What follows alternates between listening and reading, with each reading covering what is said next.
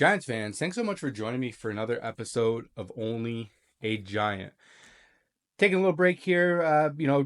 Obviously the season's over at this point. We're looking at getting into uh, the postseason here with the NFL playoffs. We're at the NFC Championship, AFC Championship point at this point. And what do we have? We have the Philadelphia Eagles and the Washington Commanders, probably kind of a nightmare for Giants fans.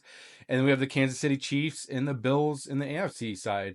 So uh, that's where we're at. Thanks so much for joining me for another episode. If you could please like and subscribe as well, and I guess let's talk about it.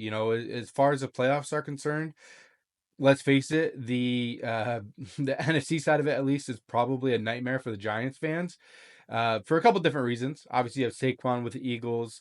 You have Jaden Daniels for the Commanders, and just in general, the fact that the Commanders have kind of turned it around and aren't kind of the bottom of the barrel of the NFC East anymore. It's us. Let's face it. Let's be real here.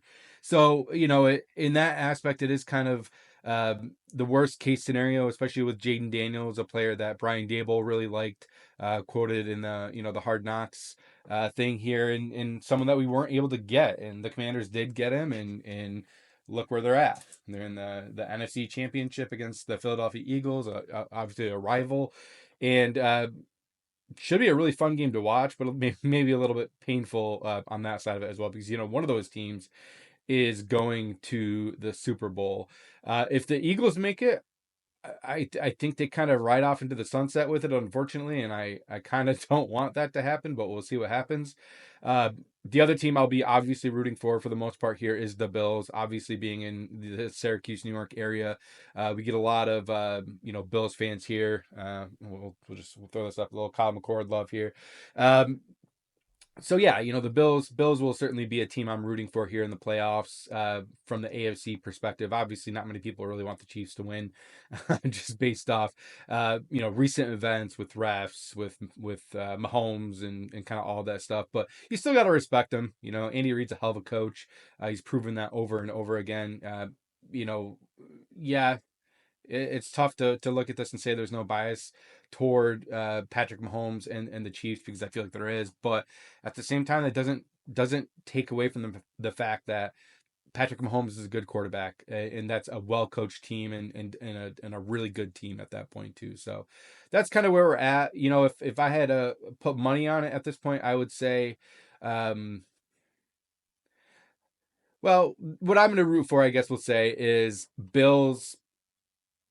Man, Bills Philly, I guess. Saquon, as much as we were all frustrated with him and the decision that he made, uh, you still kind of root for him a little bit here, and kind of hope that he gets a Super Bowl. You feel for him. He still says all the right things in general. Even being on the Philadelphia Eagles, he doesn't really talk too much smack about the Giants, and just in general seems to be handling things the right way. So I'll definitely be rooting for the Bills, but we'll see what happens there. What else? Obviously, Brian Dable staying, Joe Shane staying. We talked about that last time. Coaching staff wise, that's where we really weren't sure what was going to happen. We assumed Kafka was gone. We assumed Shane Bowen may be gone as well. Alas, here we are. A week later, or a week and a half, maybe 2 weeks, and they're both still here. That's the reality that we're looking at this point. It looks like they both probably are going to be back. I do know that Mike Kafka obviously had a head coaching interview, a second interview, first in-person interview with the Saints.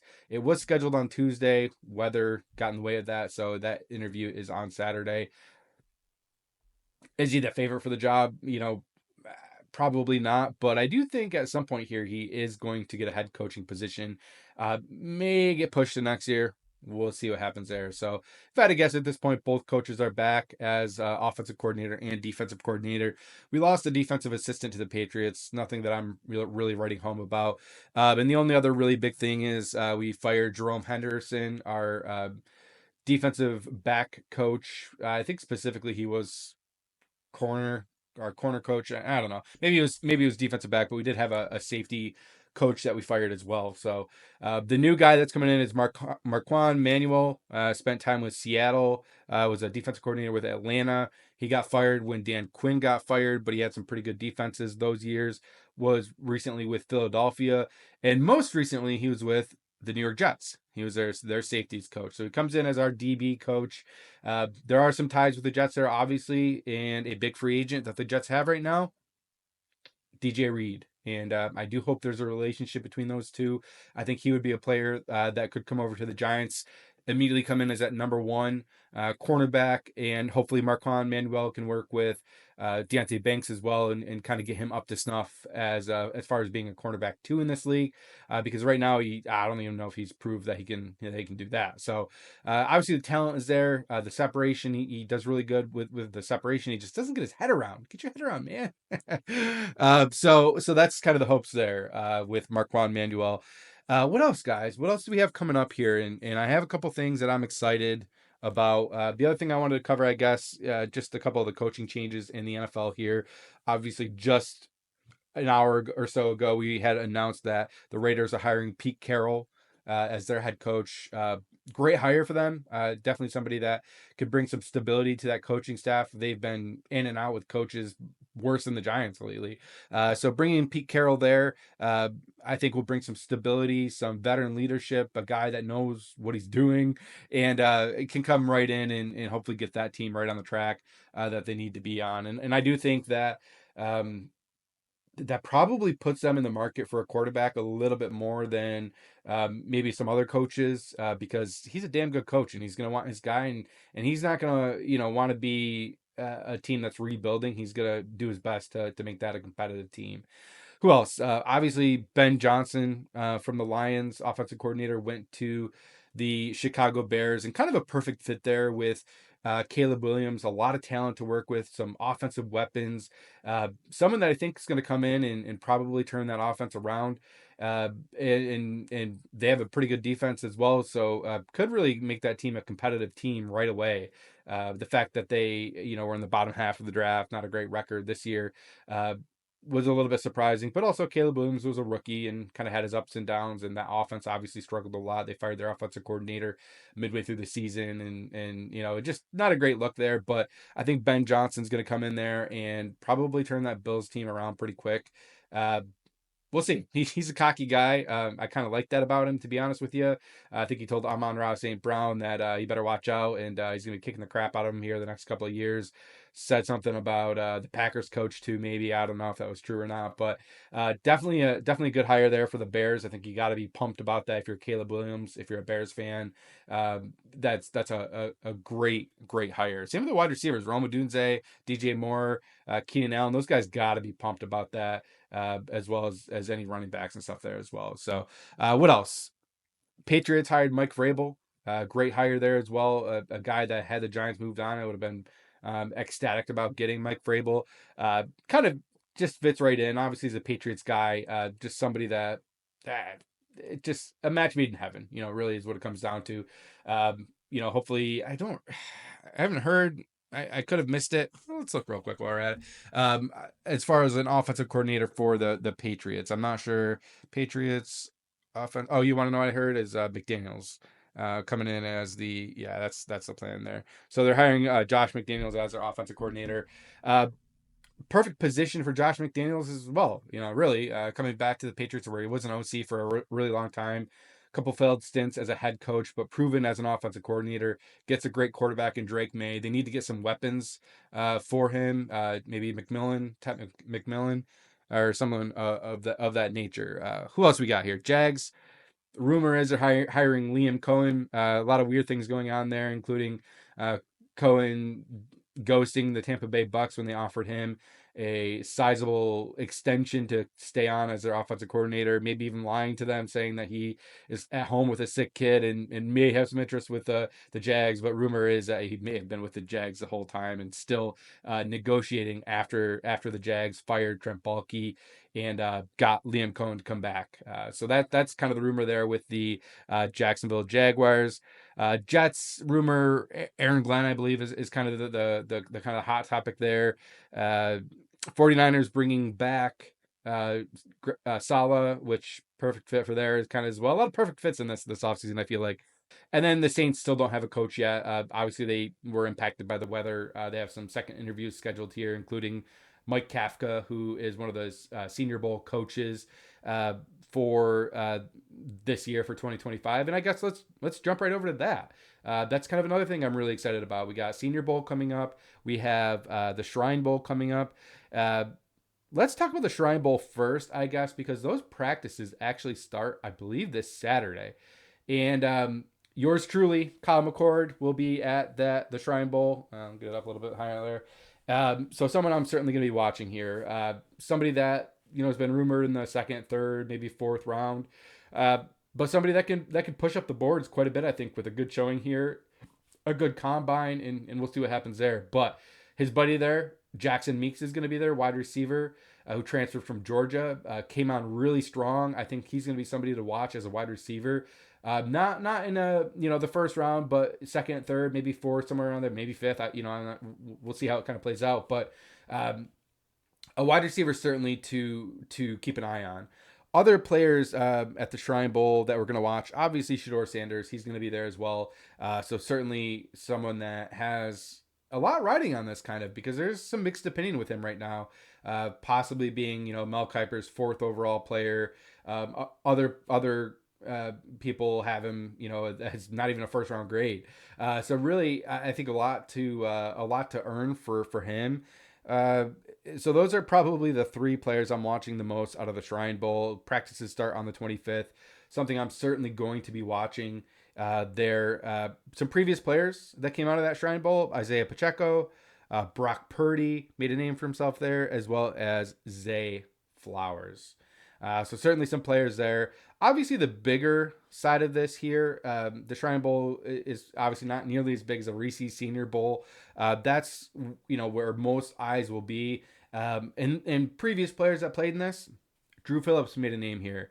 One of my favorite players last year, who I was hoping the Giants could get in the second, Quinyon Mitchell, and obviously he blew up in the Senior Bowl and really made a name for himself and ended up being one of the top corners taken. Unfortunately, went to the Eagles. He had a great year this year. Braden Fisk, somebody that was talked about in like the third, fourth, fifth round, ended up going, I think, in the second. But you look at it right now, he'd be a top 15, top 20 pick, or at least a first round pick, I would say for sure. Taliza Fuaga, Michael Penix was there, Bo Nix was there, Byron Murphy last year. So these are all players that really made a name for themselves, starting with the Senior Bowl. Obviously, quarterback for the Giants right now is a hot topic, and that's really going to be the position that we're watching the most here. So, who are we watching? That's going to be the Senior Bowl. Some big names still. Jackson Dart, a player I really like out of Ole Miss. Will Howard, Ohio State. Dylan Gabriel, Oregon. Jalen Milroe, Alabama. Is he somebody that can be a quarterback in this league or not? Those are going to be the quarterbacks that I'm really kind of focusing in on for the Senior Bowl. Those practices start Tuesday, coming up here this week, and there's going to be a lot of coverage for that. I think that's something I'm going to be focusing in on a lot. Obviously, the Shrine Bowl, just for the Syracuse reference, someone I'm going to be keeping an eye on for a lot of the time, just with Kyle McCord from Syracuse, Jackson Meeks from Syracuse, Oronde Gadsden from Syracuse, Fidel Diggs in Syracuse.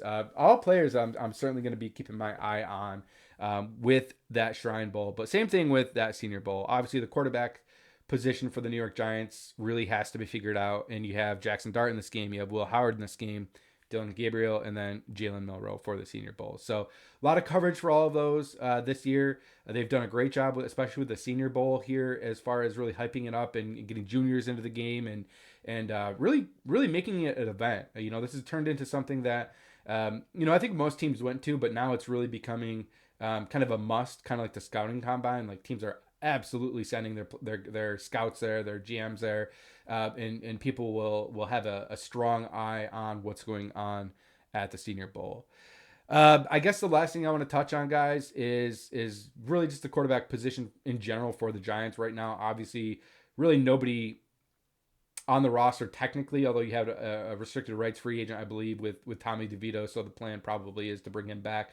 I think whatever we do, I think we're always going to be, or most definitely going to be, bringing in some type of veteran and some type of rookie. Now, if it was me right now, the only quarterback I'm probably touching with that pick three is Cam Ward. I don't think I'm looking at Shedeur Sanders. I personally am not as sold on him. Now, if the Giants decide, hey, that's our guy, okay, so be it. But I'm really looking at, in that first round, Travis Hunter. I'm looking at Mason Graham, who I think would be a stud in this defense. And even like Tat McMillan, wide receiver two is something we absolutely need.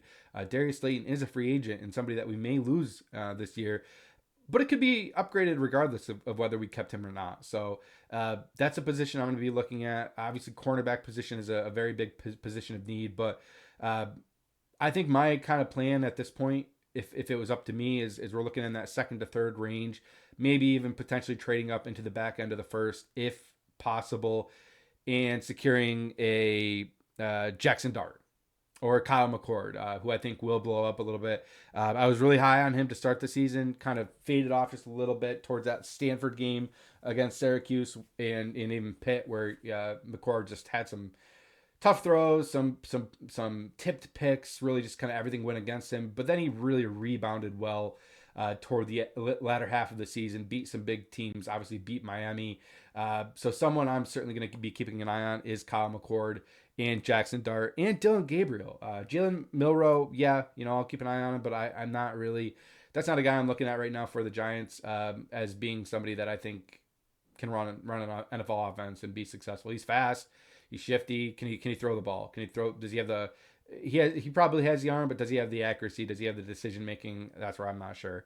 So I'm really going to be keeping an eye on probably Jackson Dart, Dylan Gabriel, and Kyle McCord, and we'll throw in Will Howard there too into the mix because he's somebody that we'll see what happens. Obviously, he just won the national championship, played pretty well for the most part. Someone I'll certainly be keeping an eye on moving forward. As far as the vets are concerned, it's really tough to say right now. Does Russell Wilson sign a long-term extension with the uh, Pittsburgh Steelers? Does Justin Fields shake free there? That's probably somebody I'd be looking at. Sam Darnold stay with the Minnesota Vikings. My assumption probably is no after the playoffs and the last game of the season where he really just kind of shit the bed. Um, who else? Is I don't know. It's someone else out there that the Giants view as a potential starter for a few weeks or a season while we let someone in the first or second or third round develop, or to the point where they say, hey, it's time to throw that rook in and see what we got. This is a very different quarterback class than last year, and that was maybe the last point I want to get to. Last year was very top heavy. Obviously, you had 3, 4, 5 guys that went in the first round, however many it was. But after that, nobody in the second, nobody in the third, nobody in the fourth. Maybe it was a fourth where somebody was taking the Saints guy. Oh, I can't think of his name off the top of my head, but Spencer Rattler. This year's a little bit different where it's not very top heavy with the quarterbacks, but there's a lot of talent in that second to third round to fourth round, and good talent. This isn't talent that you're saying is only a backup quarterback worthy. Maybe these guys that could be taken in the second and third could certainly compete for a starting position at some point in the NFL and maybe successful. My guy, Kyle McCord. Come on, baby. Hopefully you can see it. DirecTV Bowl over here. That was weird. So that's the guy I'm rooting for, obviously. Guys, thanks so much for joining me here. Obviously it's Friday. We got some playoff games on Sunday. I believe, like I said, we have the Shrine Bowl starting on Saturday, the practices. So we really have some fun stuff to look forward to here. For me personally, really kind of excited just to get the season over with and get into the scouting combine and kind of just all the stuff that comes with the off season. Because I love the off season. It's so much fun for me. The worst time is probably that like June, July, yeah, probably May, June, where it's like super slow. Obviously, you have the rookie minicamp and then kind of a break, and then OTAs, minicamp, then OTAs, then training camp. But this is a time of year where I absolutely love free agency coming up. Is going to be big for the Giants. Obviously, you don't want Joe Shane spending a bunch of money, but there are some certain positions of need, like cornerback, where there's going to be some guys that we need to go after, and guard. Where we also need to bring somebody in, competent players too. I don't want to spend a bunch of money, but at the same time, you need to spend a little bit to get good players. And I think guard and a cornerback this year really make a lot of sense for positions to target. Once again, that's all I got, guys. Thanks so much for joining me for another episode of Only a Giant. Probably plan on having an episode maybe next week, Senior Bowl recap, Shrine Bowl recap, playoffs recap, Super Bowl prediction, or something of that nature. And we'll go from there.